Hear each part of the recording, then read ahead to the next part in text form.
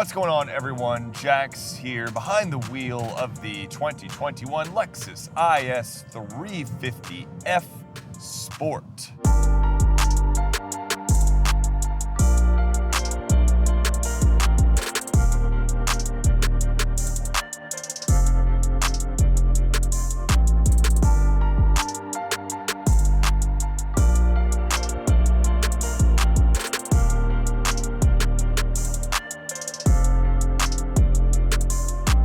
Now, if you're joining me from the review, meaning you already watched my review video, then you know I sort of irrationally like this car. You might be able to tell, I don't know, from this camera angle that I don't have a ton of extra space in here. It's relatively tight on my 6.5 foot tall frame, but as I said in the regular review, I don't really mind all that much because I'm really enjoying this car, and I'm having a very difficult time explaining why exactly. None of it really makes sense, to be honest with you, but somehow this is sort of greater than the sum of its parts. It's a much more enjoyable car to drive and live with than it would seem on paper or that you might have read about in magazines. First of all, one of the things that's really great about this car is the steering, both in its sort of accuracy and feel. I love the F-Sport steering wheel, I always have. It's nice and meaty, but kind of small and aggressive. And the steering is nice off-center, especially in Sport Plus mode. It really reacts well, and it's very progressive, very accurate. You don't have to adjust your line when you're kind of driving fast. Really like the steering in the IS350 F Sport. Similarly, the throttle and brake calibration in this car are both very good. In fact, I gripe a lot about Toyota Lexus brakes, that they are not as progressive and they can be grabby, yada, yada, yada. And this is one of the best braking Lexuses I've ever driven. And I am glad. Hold on, I'm on the handling road. I'm gonna switch it into Sport Plus because you don't care about comfort, and I'll tell you why in a second. I don't care! So I'm coming down the handling road in Sport Plus, and we're gonna hit this first sort of jittery section that kind of goes back and forth, and right away the damping is good. It's still too soft, it's still biased too much towards comfort, and the one sort of dynamic criticism I have is that there's a bit of roll and there's a bit of side-to-side rocking. However, the overall ride and handling balance in this car is really good. I do think it's too soft. It is not as aggressive in Sport Plus as like the G70 is in like its base comfort setting, but it's still very nice. It's a great compromise. Forget the other settings, forget comfort, forget sport. Sport is dumb. Comfort is like obscenely soft, and that's fine, I guess, if that's what you're after. But sport is like, there's really no point.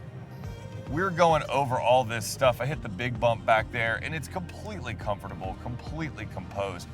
I think it could be dialed in even more. The thing I really like about this car is that I feel like it's got more to give. Like right there with the transmission. Nice engine sound from the naturally aspirated V6. That's a very fun sound, and that V6 is smooth as butter as you wind it out. But the transmission, you notice I come off that turn slow, I stomp on the gas pedal, should have kicked down, didn't kick down, and just winds out the V6. So the car ends up being not as fast as it could be. I mean, you're talking 0 to 60 in just over 5.5 seconds, which is not super fast by today's standards. I want Sport Plus to be more nuts. Come on, Lexus, let's get nuts. Come on, let's get nuts. I feel like this car has so much potential. There's so much almost like pent up energy in this platform. I love the way this car looks. I love it so much. I don't know why. I mean, it is a good looking car, but I irrationally love the way this thing looks in its sort of stormtrooper spec that it was delivered in. I'm just having a blast bombing around in this thing. And I mean, we're in Sport Plus, and this is like super comfortable. We're going down a fairly smooth road. It's not super smooth, and I am perfectly comfortable. We could easily have about 30–40% more stiffness from the suspension. Easily the springs could be 30 or 40% stiffer, and it would not bother you in the slightest, giving up way too much potential to its competition. But part of me kind of wants to like modify this car. I want to like take it home and make it my own and make it better and upgrade it, and I don't know, all the cool things. I just really enjoy the driving experience in this car. It's completely contradictory. I know it makes no sense that I'm sitting here criticizing it while I say how much I enjoy the driving experience, but it just begs to be like improved or something. You know what I mean? Like, it just begs to be like modified, that you're gonna take it home. And I know that doesn't appeal to everybody, but I kind of feel like if you're getting an IS sports sedan, then it should appeal to you. If you want a softly sprung car, a very comfortable cruiser for the same $53,000, you could get a very good ES. Let's romp on this again and see. There we go. That back end almost feels like it could come out if it wanted to. That's just so satisfying. And it's not nearly as insanely powerful as some of the modern sports sedans like the G70, which is pumping out almost 100 pound-feet of torque more than this car. 100 pound-feet. The Cadillac CT4 in its V-trim pumps out 100 more pound-feet of torque than this car. And it feels like it. The G70, I haven't driven the CT4, but the G70 feels like it's pumping out 100 more pound-feet. But this remains satisfying. And I can't really put it into words. It is a very pleasant car to drive. I do think I am smitten a bit by the looks aspect. I'm gonna be completely honest. I think that's a big part of it. I actually like the way this looks more than the G70. Sorry, Genesis, but I do. And I feel like it just wants to be snappier. It wants to be dartier. It wants to be more aggressive. Now, there's some criticisms, of course. The interior, as I mentioned in the review portion, is basically just a carryover copy of sort of IS and RC mashup, kind of greatest hits. It looks a lot like the RC's interior, basically is the RC's interior. So that's not super cool.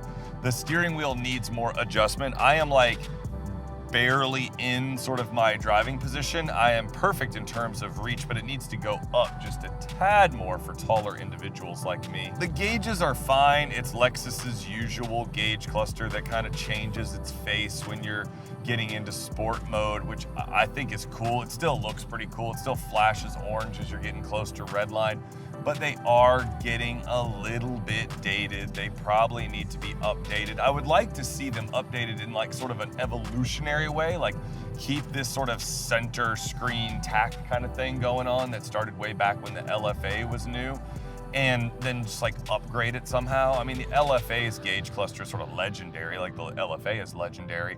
So kind of like continue that. It's sort of become a Lexus calling card, so continue that, but it just needs to be updated, a little bit more crisp and snappy graphics, especially when I had the LS. I mean, this to me actually looks better. It's got the one that kind of slides over. And oh, these F Sport seats. I adore these F Sport seats. I love these F Sport seats. If you have a messed up back, I'm telling you, these F Sport seats are fantastic. These are some of the best seats.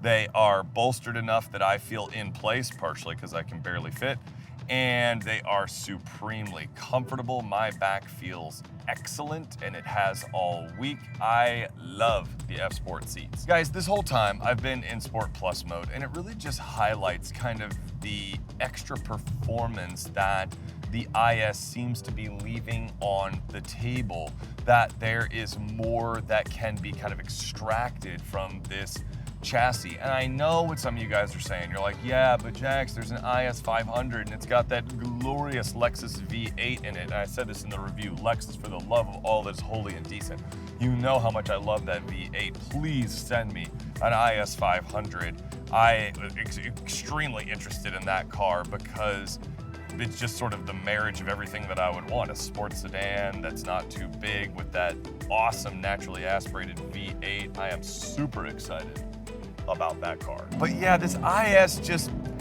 it's like almost there. It's like someone was holding them back. It's like someone was looking over the chassis engineer, powertrain engineers, whoever, is like looking over their shoulder and they're like, nope, nope, you've gone too far, dial it back, calm down. And I don't want this car to be calmed down.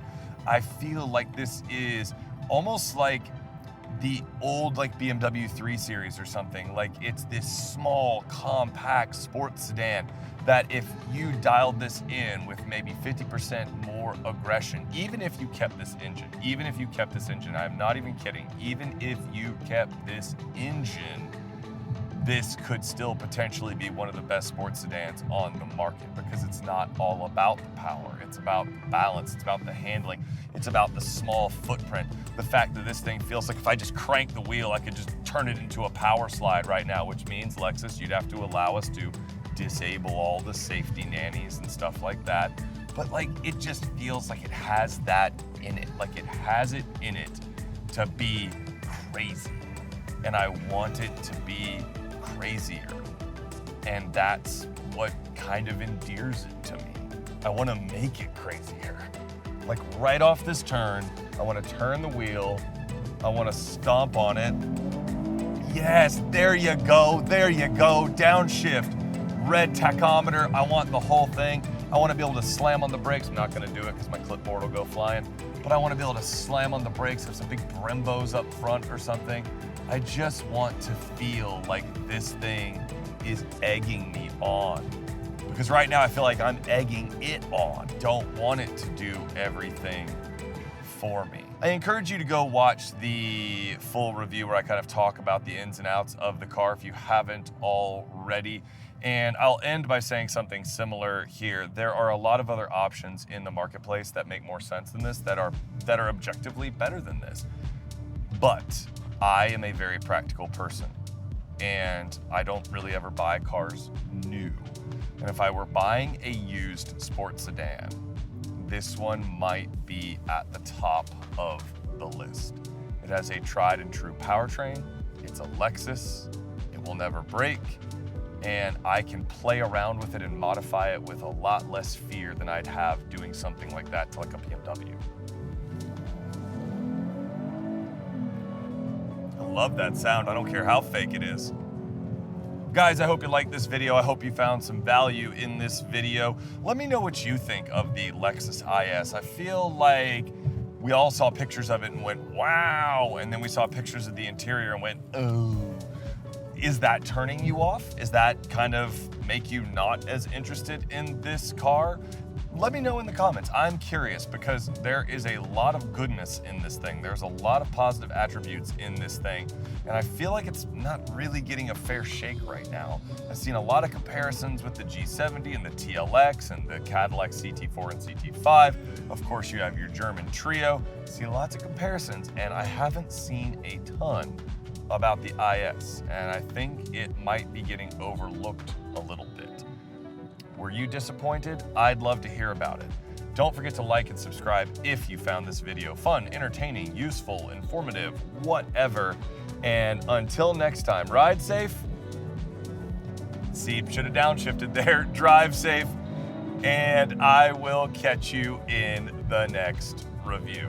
All right? Oh God, there's a Dodge Challenger behind me if you ever see me again. All right, peace.